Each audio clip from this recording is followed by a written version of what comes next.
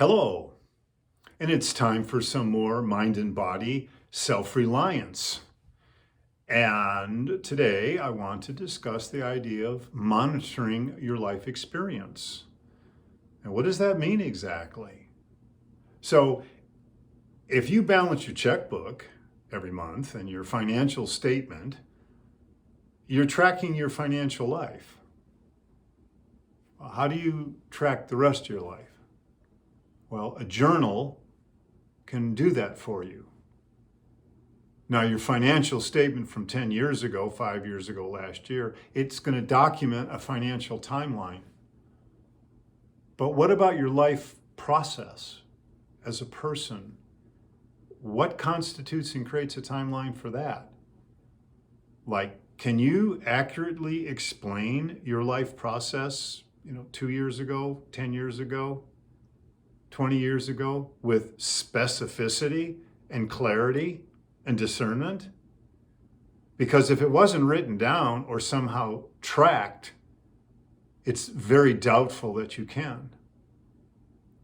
This is your evolution. And I'm not talking about remembering that 5 years ago you moved from Minnesota to Wisconsin. I'm talking about the more personal stuff, the deeply impactful things. How are you tracking that? Because a life worth living is a life worth examining. Now, I don't want to spend all my life processing my life. I want to live my life. There's a line here. I want to process to a point that I understand what's going on, I have a sense of the direction of my life, and I can have some kind of realistic targets and things to shoot for. But I don't want to spend my whole life in therapy. I can remember when I practiced in California, and I spent 20 years practicing there, and I could see them as soon as they came in the door. These were the people who 1 month it was all about numerology. That was it, cat's meow. And the next month it was astrology. That was the important thing. And then they went on to tarot cards, followed by palm reading. And it was just flavor of the month. And I think the worst was past life regressions. It's like, come on. Now let me be clear here. We need to explore. And there's nothing wrong with exploration.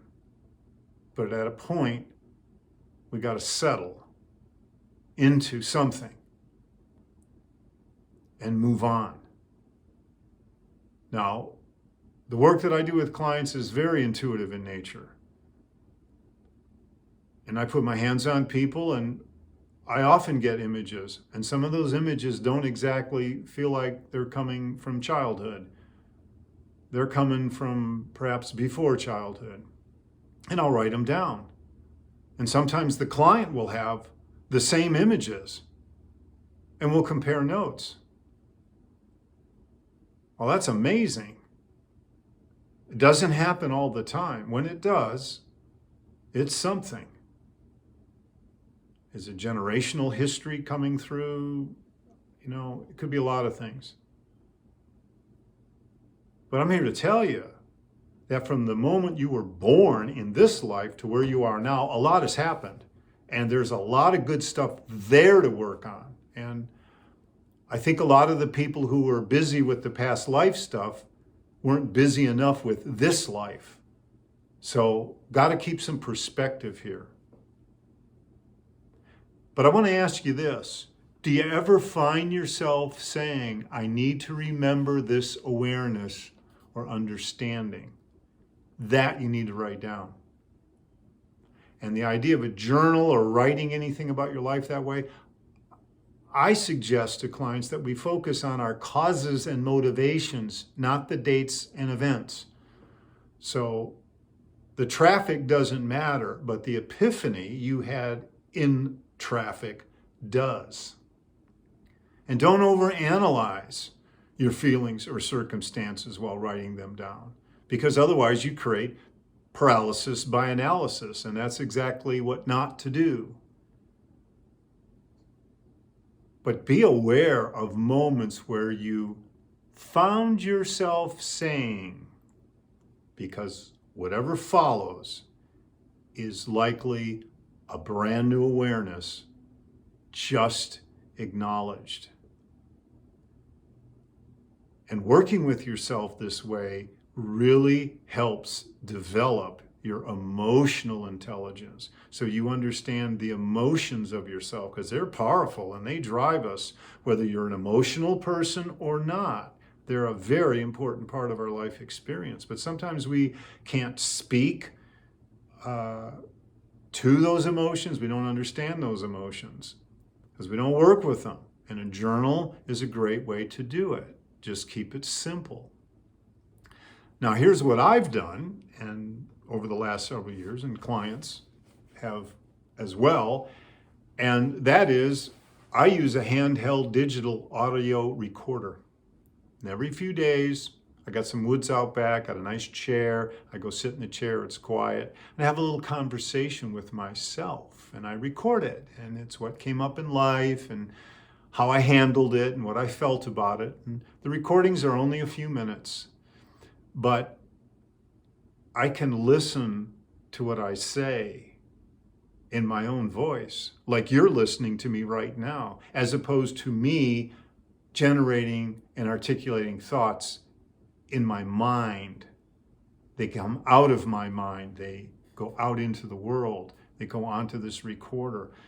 And I just listen back in the car, or sometimes in the gym while I'm working out or doing something else. And every once in a while, I'll come up with something that's really, really important to me. And that I put down in a written journal.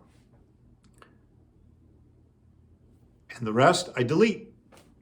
And I do it again a few days later, or however often I need to. And I listen to what I say and what I don't say. And I hear my grievances. I hear my fears. I hear my aspirations. I hear all of it, because it's uncensored, because I'm only doing it for me, and the clients are only doing it for themselves. But there's a lot going on in your life, if you're living any kind of life at all, and to have some sense of keeping track of it quickly and easily, it's golden.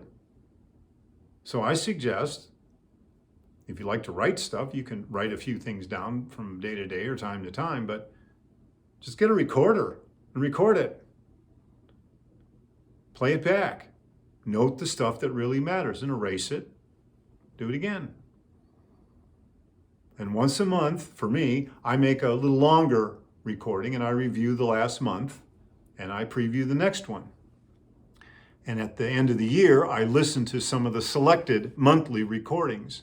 And this absolutely keeps me current with my process in life, because I'm dialoguing with myself honestly and uncensored. So empathetic listening to others means active and engaged participation without judgment, criticism, strategizing, or fixing. When we record our self-talk and we play it back, it facilitates empathetic listening to ourselves. And I believe this is a great way to improve our own self-talk, because we increase our own compassionate self-understanding. And the bottom line is life rewards paying attention.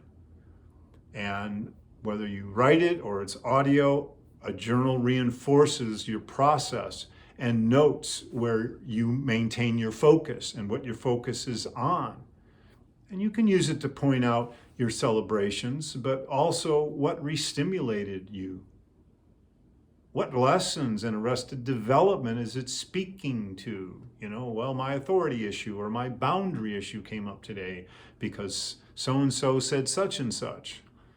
And you observe and you note the current reaction and whether it's different than before. So like, I used to be that way, now I'm more this way, and ultimately I'm becoming that way. Because uncovering the patterns and connections about your life is fundamentally what psychology is all about. With a journal, you become the impartial observer, simply watching your mind and or events as they unfold. And you note what occurs that reflects your motives or lessons presented, the chronic self-talk you have, and the synchronicity of your life. So, the magical homework button says, do you have a journal? Would you consider doing a journal? Would you consider a little bit of quiet time once in a while to note your thoughts about life and yours? Would you go so far as to make a little audio recording to talk to yourself about yourself? Please like and subscribe to the video if you got some benefit. And I'd sure like to know in the comments below how you actually keep track of your process. What are you doing? And let's just have a blessed day.